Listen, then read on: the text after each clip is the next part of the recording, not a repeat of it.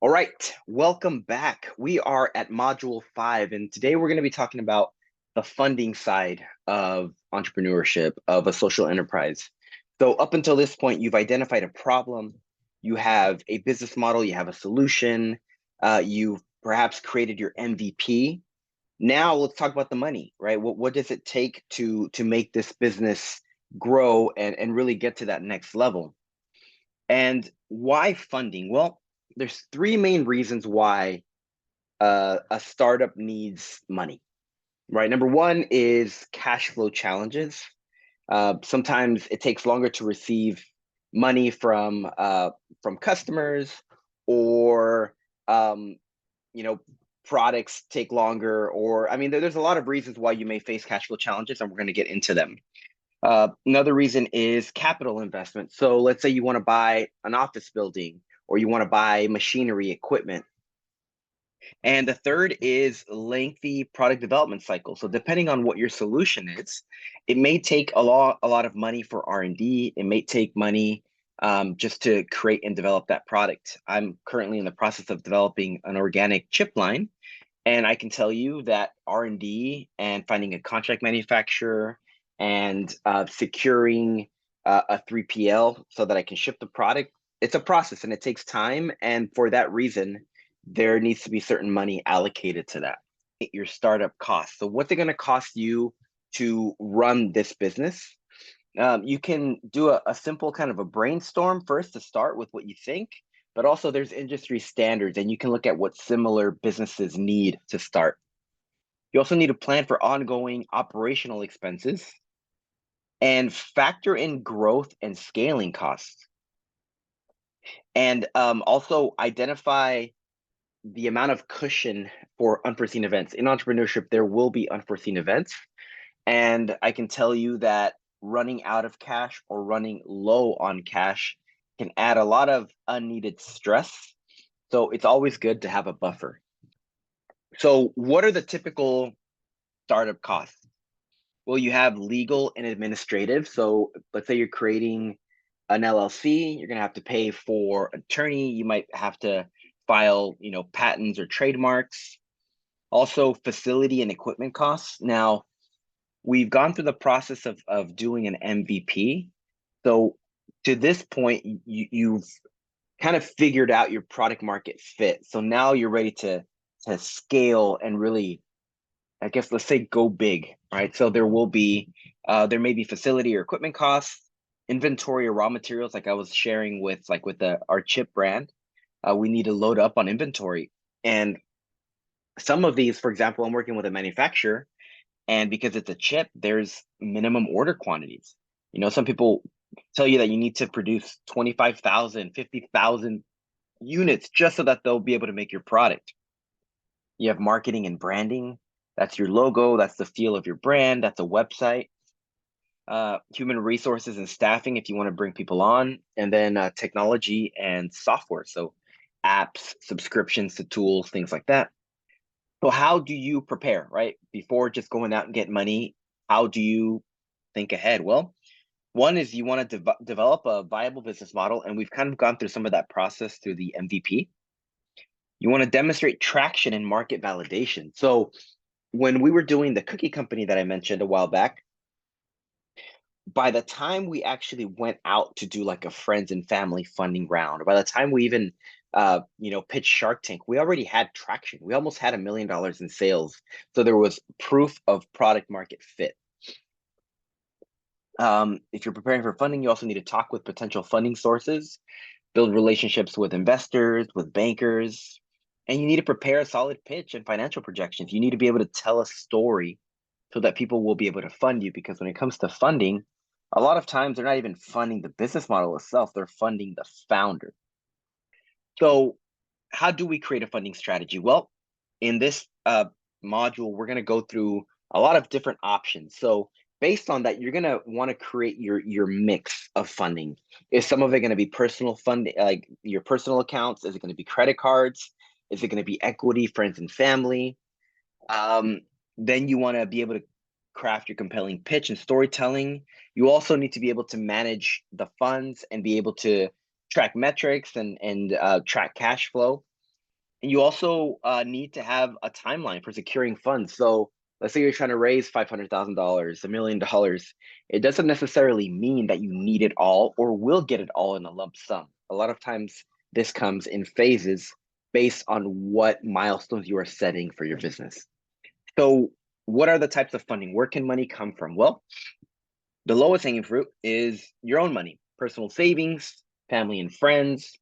There's also online lenders, there's SBA loans, there's grants out there. Some people call this free money, even though there is work that needs to be done. There's awards, there's angel investors, incubators and accelerators can connect you to investors. There's crowdfunding, there's traditional banks, and there's credit cards or lines of credit. And again, in this module, we're going to go through each of these and the pros and cons of each. So let's talk first about what's known as the bootstrapping strategy. It's basically being as resourceful as possible. So you're financing your business through your personal savings, reinvestment of profits, cost-cutting measures. When me and my business partner created Nui, the keto cookie company, we fully utilized bootstrapping. We started each with about $3,000. We invested that money into product samples and generating buzz. Then we did like any profits that we had, we reinvested, and we focused on being resourceful before we moved to our next phase, which was crowdfunding. And we can talk more about that, but that's bootstrapping. Now, the pros of doing it this way is you have full control. You don't have to give up any equity, any ownership in your business.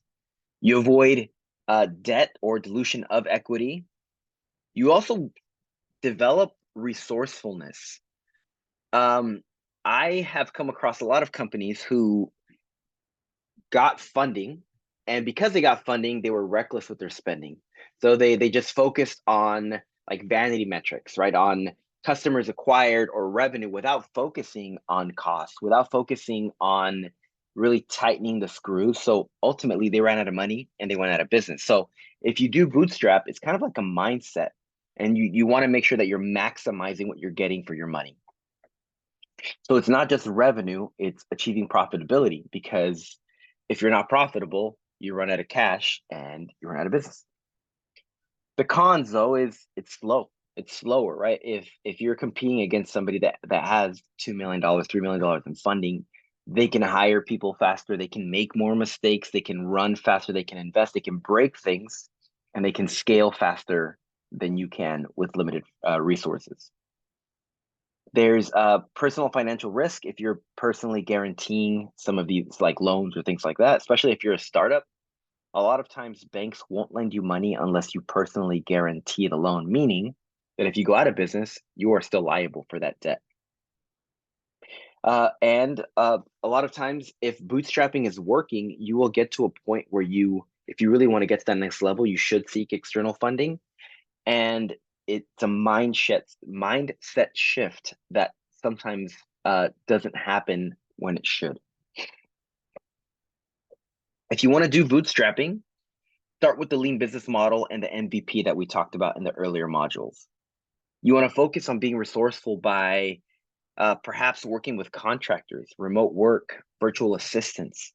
I've done a lot of work with virtual assistants that are overseas, and I'm able to, one, pay them fairly in terms of like the dollar translates. So X amount overseas equals a better quality of life than if I was to do that and hire somebody locally. So outsourcing is very powerful. Look at co-working spaces. So try to limit your overhead as much as possible. There's a lot of free and low cost tools, especially with software. A lot of times there's tiers, right? You have the beginner, the intermediate, and the advanced. So you don't have to expense or spend a lot of money on tools that you don't need to, especially in the beginning. And with bootstrapping, you want to prioritize customer acquisition. And you also want to focus on having a buffer of cash. So a 6-month emergency buffer is conservative. And I mean, some people tell you 6 to 12 months. I think even Microsoft famously always had a 1 year's worth of emergency money available, because it will cost more than you think. So where do you go and get money if you are not just going to bootstrap? Well, the first one is friends and family. All right. So raising capital for a business by seeking financial support from personal connections such as friends, relatives, and acquaintances. I have done this. Like I said, our cookie business, we bootstrapped, then we did a friends and family round. And here the pros is a lot of times is they know you and they trust you and they trust your vision. Right. So business fundamentals aren't really the leading cause. It's just they know you and they believe in you, so they're more likely to invest and trust you. If they do loan you money, you often get favorable rates and you get emotional and moral support. Now, the cons, if your business does go under and you haven't clearly explained the risks, is it can affect your personal relationships. It can, you know, cause rifts in your family. There's potential legal and tax implications. So if somebody is investing in your business and they're on your cap table, come tax time, they might be liable for some taxes. And depending on how you structure your friends and family investment round, it can impact your future fundraising. So I've seen it happen where it's friends and family, so you give them very favorable terms. Now, when you're trying to get outside funding from angel investors or institutional investors, they say, well, if your friends and family got this rate, why are you giving me this rate? I should be able to get the same rate. So it's kind of a long-term thinking, a long-term strategy focus. So think about that if you are going to go this route. If you're going to do it, you just have to do it right. Set clear expectations and boundaries.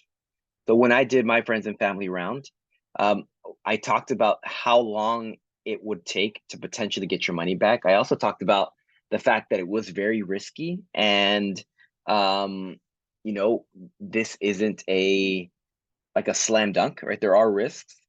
So communicate the potential risks, maintain transparency. So investor updates, let them know what's going on.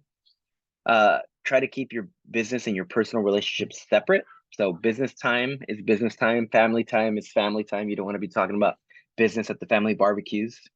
Look at the legal and tax considerations. And again, consider the impact on future fundraising efforts. Another bucket is grants and award. Believe it or not, there is free money out there if you're willing to look and do the work. So it's financial support given to businesses or projects, usually based on merit or social impact without requiring repayment. Now, note, does not mean you don't have to pay taxes on it.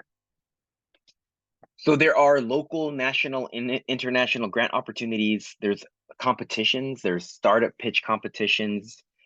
These typically involve an application process and eligibility. So usually, not usually, grant programs are designed to impact certain parts of the economy. And if your business aligns with that, you may be more likely to achieve and to generate money from a grant. So the pros and cons, again, you're getting money without giving up debt. Oh, sorry, without giving up equity or incurring debt. You're still retaining full ownership. Receiving a grant award can increase credibility and visibility. A lot of times, you might be like a featured story, which gives you free credibility and social proof. Now, the cons is a lot of times you're competing, right? I've applied and I've qualified for a few grants, and it took a lot of work to get the money. For some, I had to enroll classes online. I had to finish certain like criteria. I had to fill out applications. So the money, once you get it, can take a long time to arrive. You gotta make sure that you're reporting and you're sending updates. And then a lot of times, it might just keep you focused on short-term funding, which is just survival mode. It's not thriving mode. A couple of places that you can get grants, look at the SBA, the Small Business Administration's website. There's grants.gov. Personally, the Cal State Fullerton Startup Pitch Competition is something that they do annually where, startups that have ideas can pitch in front of judges and there are awards given. There's first, second place prizes. The prizes vary, but it's free money if you're willing to do the work. Here's a picture of the Cal State Fullerton Titan Fast Pitch. And if you're interested in applying for the fast pitch, check the module. I'll have links to where you can apply for some of these things. Now we're on to equity financing. So this is the process of raising capital by selling shares of ownership in a company to investors. Typically, this is in the form of angel investors and venture capitalists. Angel investors are typically earlier, that will invest in your business earlier on and for smaller amounts of money. It depends on the angel group, but we raised a little bit of angel funding and it was $25,000, right? Some will do 50, maybe $100,000. Venture capitalists usually are in the slightly later stages, but they typically invest like upwards of the millions of dollars. There's also social impact investors and funds. You have to look at the valuation and the ownership considerations. One of the biggest mistakes that companies make, I'd say two, is they give up too much too soon. So it's, let's say you have three partners. That's all right, we're going to split it three ways, and we have investors, and we're going to give them 20% because 20% feels good, only to later find out that that 20% was way too much. So that's one side of it. The other side of it is not giving up any equity. And this is being stingy with your equity. And, what's 100% of nothing? Well, that's nothing. So you have to find your balance here. So the pros of equity is you don't have to pay it back. So worst case scenario, your business goes under, you don't have to pay it back. You also get access to expertise and network. So one of the things that I learned when I was doing my fundraising is we didn't just want money. We wanted what's called smart money. So a lot of like venture capitalists or investors have connections, have resources that they can connect you to make your business grow in addition to just money. Investors share in the risk of the business. And equity funding, if done right, can give you a really good cushion to really scale your efforts and grow your business. Now, the cons is dilution of ownership, right? You're giving up some control over your business. Investors may expect dividends or a profitable exit. So your goals and the investor goals may not align, and that tends to create friction and stress. So imagine trying to run a business. Meanwhile, you're also having to meet expectations of certain investors. It can add unneeded stress, right? It can influence a company's strategic direction. If you want to play the long game, but an investor wants you to exit in a couple of years, there's going to be friction there, and it's going to affect the way you run the company. Complex valuation and negotiation. This tends to be a very big back and forth. So you may think your company is valued at $500,000. An investor may think it's valued at $100,000. How do you prove it? How do you compare your valuation to others in the industry? So it's a longer funding process. But if we're going to do it, how do we do it right? Well, number one is you want to develop a compelling pitch. One of the things that we did when we were raising is we focused on storytelling, right? Yes, there is the data, the analytical side of pitching investors, but in the end, they're investing in you as a founder. So focus on your story. If we're focusing on social enterprise, there are social impact investors out there. Participate in social impact focused incubators or accelerator programs. Leverage your personal and professional networks. Optimize your valuation and deal terms. So again, back to timing, is if you go after funding too soon, you may give up a lot more in equity than you would had you proven your concept, generated revenue, shown that you were on an upward trajectory. You tend to have more leverage during that. And be prepared to provide detailed information on your business operations, your team, your impact. So a business plan, access to financials. So that's why you have to make sure that you're building your business in a way that has a proper infrastructure. You're tracking your expenses. You have somebody helping you with bookkeeping. You have metrics. You have goals. You've basically done the work that we've covered in the previous modules so that you can more effectively convey your story as well as the data behind what you're trying to create. So let's talk a little bit about the pitch. Well, the elements of a successful pitch. With any pitch, you want to make sure that you grab people's attention, especially if you are pitching investors that are hearing 10, 20 pitches a day, everything starts to kind of blend. So you think of a way that you can hook their attention. When we were pitching the keto cookie, our angle was on diabetes and helping people change the way that they eat. So we kind of had like a shock statement, which was about, how many people per year are affected by this and how, like, what if a cookie could change this? So storytelling, emotional connection, uh, in terms of effective presentations, make sure that you practice. Before before me and my business partner did our Shark Tank pitch, we obsessively prepared. So I'm saying on my way to the office, I was listening to examples of pitches and any questions that investors would ask the contestants. I would practice answering that for my business. We even went so far as to create a mock-up stage in our office where we would walk and then go, like, walk down the aisle and then go into our pitch. So we practiced to the point where even if we kind of felt like we were going blank, we were almost on autopilot. Debt financing. So credit, loans, right? So raising capital for a business by borrowing funds from banks or private lenders with an obligation to repay the amount with interest over a specified period of time. Where do you get debt financing? Well, traditional bank loans, you have microfinance institutions, you have social impact bonds, and we're going to talk about some of the pros and cons of this. The pros is, again, the ownership and the control. You don't have to give up equity to get debt.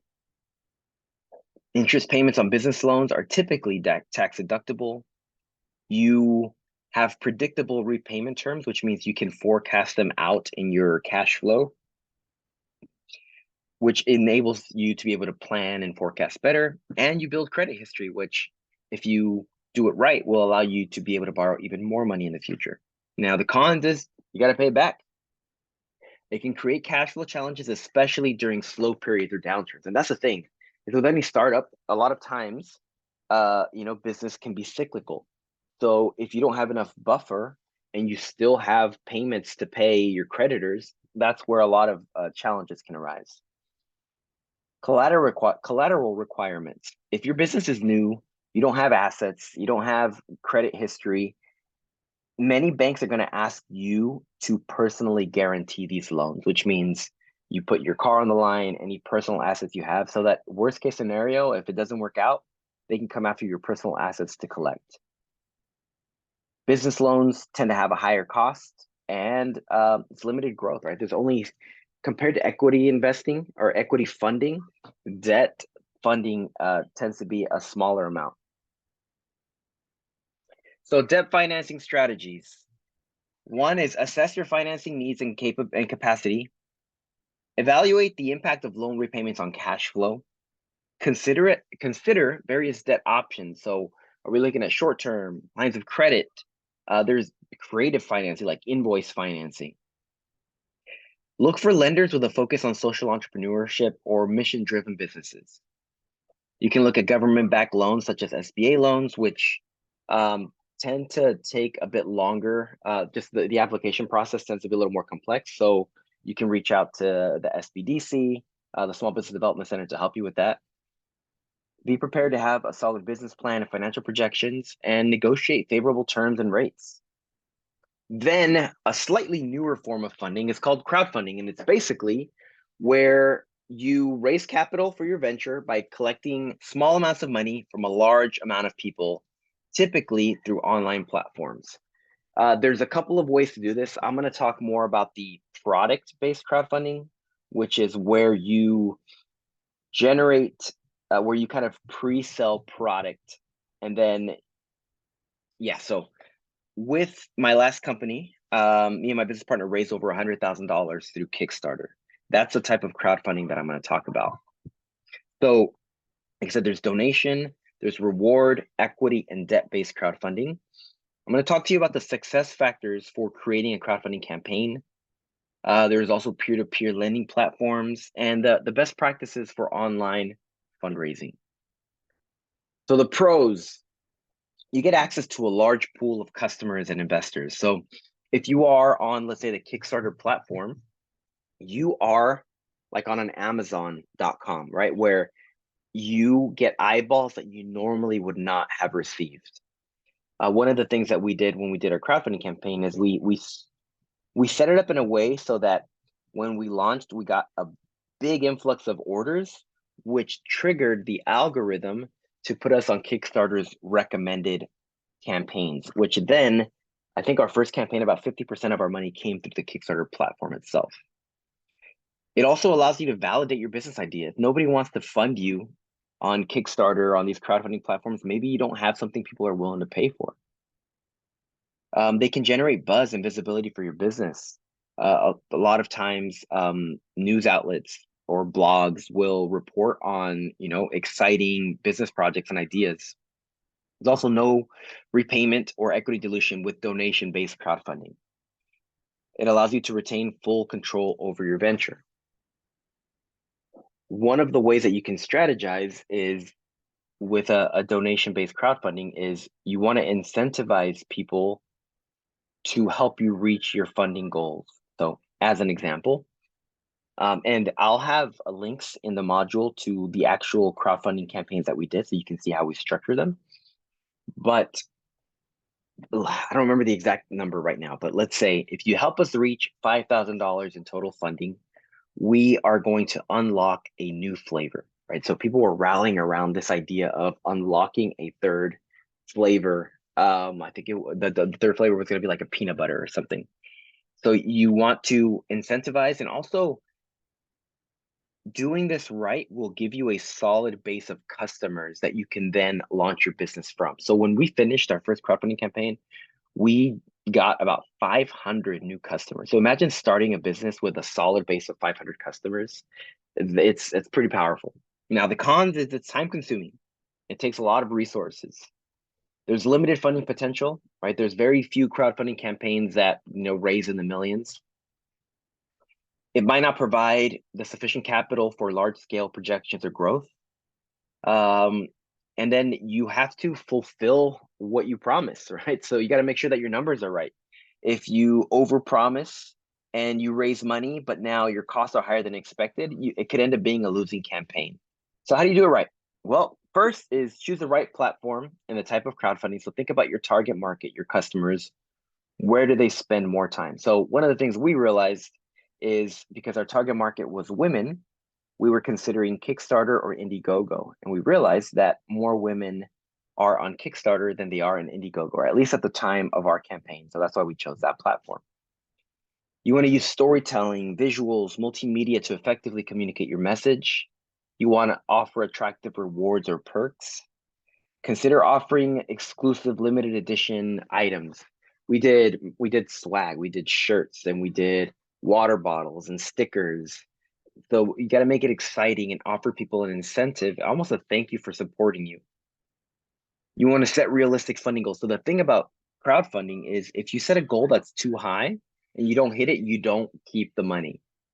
Now, if you set a goal that's low and you surpass it, you get to keep that money. So make sure that your goals are a stretch, but not so much that if you don't hit it, you're not going to get the money. All right, next, incubators and accelerators. These are programs that are designed to support and nurture early stage businesses by providing resources, mentorship, and potential funding. Depending on the incubator or the accelerator, you may be introduced to people that can potentially invest in your business. So the reason why is, you get access to resources and support. It enables you to focus on growth and innovation without a lot of the upfront costs. So if you are in an incubator or an accelerator, a lot of times you get access to mentorship, you get access to office space, you get discounts on certain, like software, things like that. Like I said, there's mentorship and guidance. There's an opportunity to network. There's funding opportunities, and it's structured growth and development. So the best incubators and accelerators actually have a structured process. You start here, go through this process, and at the end, your business has grown and has changed and has evolved. And also enhance credibility and visibility. So when you can say that you've been through an incubator or an accelerator, and then you go after funding, they know that you have the fundamentals in place. They know that you've worked with mentors and people who know what they're doing. So it will increase your chances of getting funded.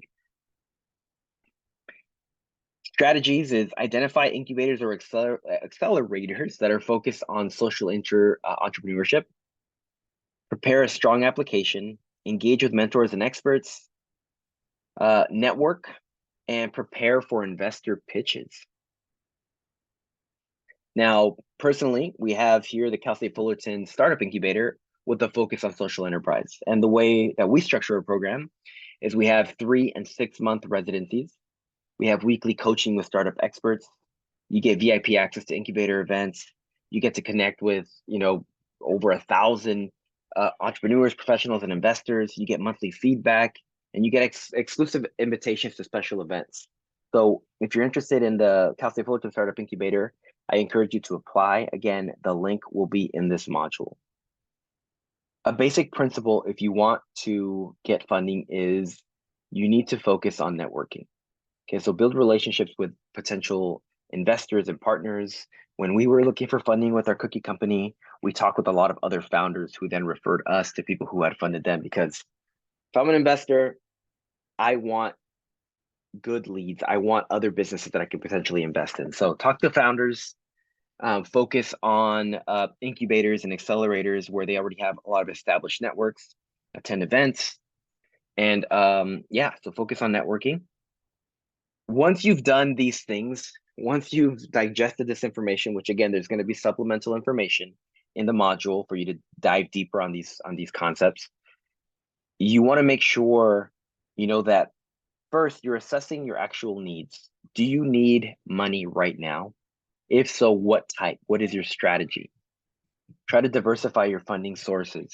So you might have some friends and family, some personal, some equity, some debt.